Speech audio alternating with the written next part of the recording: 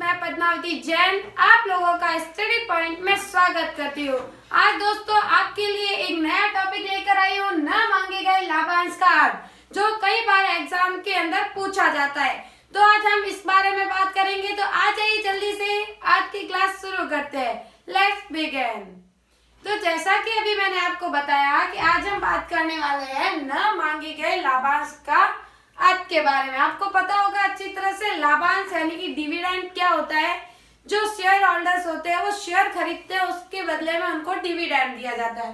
But न मांगे गए लाभांश का अर्थ क्या होता है वो कुछ पॉइंट्स के माध्यम में समझेंगे। जैसा कि देखिए, न मांगा गया लाभांश एक ऐसा लाभांश है जो देय होता है, देय यानी कि देना होता है। ऐसा लाभांश जो शेयर होल्डर्स को शेयर के बदले में दिया जाता है, लेकिन एक निर्दिष्ट अवधि के भीतर शेयर धारक द्वारा मांगा नहीं जाता। पर एक निर्दिष्ट यानी कि एक फिक्स अवधि होती है, एक टाइम होता है, उसके अंतर्गत शेयर होल्डर्स द्वारा वो मांगा नहीं जाता है या वो मांग कर नहीं लेते। जैसे कि जो भी शेयर होल्डर्स होते हैं उनको शेयर के बदले में डिविडेंड दिया जाता है।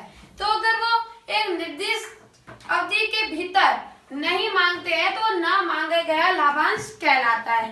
फिर देखिए दोस्तों, यह विभिन्न कारणों से हो सकता है। ऐसे कई कारण हैं जिनके कारण शेयर होल्डर्स अपना डिविडेंड यानी लाभांश नहीं मांग पाते हैं। जैसे कि पते में बदलाव का मतलब है कि एड्रेस चेंज कर देना। दूसरा, जागरूकता की कमी, उनको इनकी कोई इंफॉर्मेशन नहीं है, जागरूकता नहीं है इस बारे में, तो उस वजह से भी कई कारण से वो अपना डिविडेंड प्राप्त नहीं कर पाते हैं। फिर देखिए, न मांगे गए लाभांश की कंपनी या IEPF investor education and protection fund, जो फंड जैसे कि जो भी शेयर होल्डर्स है उनके लिए ये डिविडेंड होता है, पर एक वो निश्चित समय में मांगते ही नहीं है, तो उस फंड को एक कंपनी या IEPF द्वारा एक प्रोटेक्ट के रूप में उसको सुरक्षा प्रदान किया जाता है। उस फंड को इकट्ठा करके रखा जाता है। कंपनी या IEPF की आधिकारिक वेबसाइट के माध्यम से की जा सकती है। अब देखिए, जो न मांगा गया लाभांश है, इनकी कंपनी या IEPF की आधिकारिक वेबसाइट के माध्यम से इनके बारे में पता लगाया जा सकता है, लाभांश के बारे में जो अभी तक प्राप्त नहीं हुआ है। जैसे कि कई सारे शेयर होल्डर्स होते हैं जिनकी जागरूकता की कमी की वजह से, एड्रेस चेंज के वजह से वो डिविडेंड के बारे में नहीं जानते, तो इनकी कंपनी है या IEPF है, इनकी वेबसाइट पर जाकर वो पता कर सकते हैं अपने डिविडेंड के बारे में।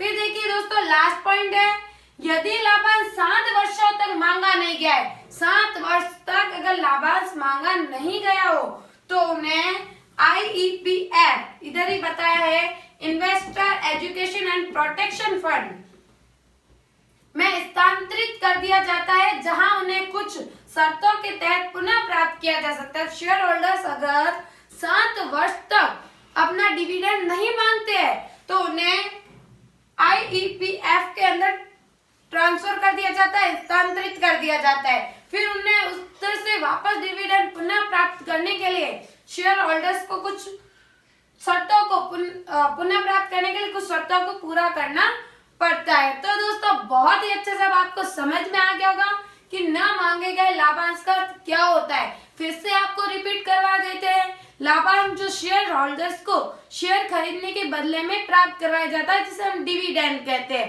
पर कई बार शेयर होल्डर्स कई कारणों से अपना डिविडेंड प्राप्त नहीं कर पाते हैं, तो उन्हें अगर मान लीजिए 7 वर्ष तक अगर वो शेयर होल्डर्स फंड नहीं मांगा, डिविडेंड नहीं मांगते हैं, तो उन्हें IEPF के अंदर स्थानांतरित यानी ट्रांसफर कर लिया जाता है। फिर अगर वो उन्हें पुनः प्राप्त करना चाहते हैं तो उन्हें कुछ शर्तों को पूरा करना होता है। तो दोस्तों, ये था हमारा न मांगे गए लाभांश का अर्थ। अगर दोस्तों वाकई में आपको चैनल अच्छा लगा, वीडियो पसंद आई है, तो please like, subscribe and share और एक प्यारा सा comment. Thank you so much.